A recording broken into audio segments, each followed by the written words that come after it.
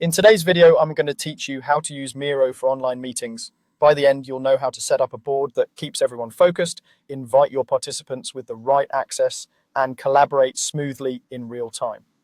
Let's start by setting up your board.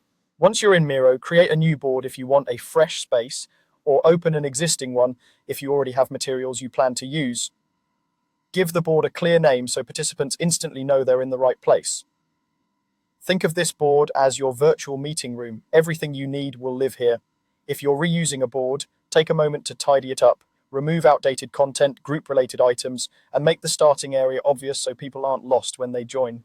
Next, add frames for your agenda, discussion points, or activities. Frames act like slides or chapters and help everyone navigate the meeting without confusion.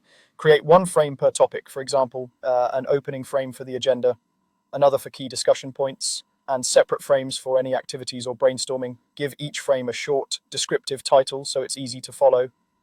Arrange the frames in the order you'll use them and space them out so the flow is clear.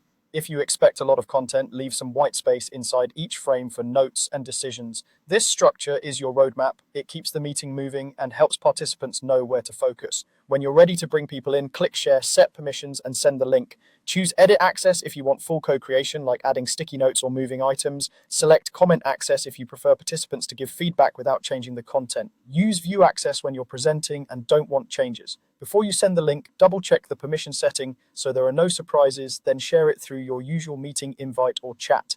Now, collaborate in real time. As people join, they'll appear on the board and you'll see cursors moving around.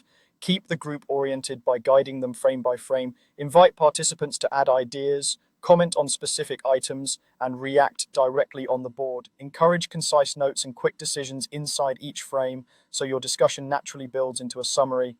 If someone gets lost, remind them to zoom to the current frame, wrap up by reviewing the frames, confirming next steps right on the board, and leaving the board available for follow-up. This way, your meeting stays clear, engaging, and actionable from start to finish.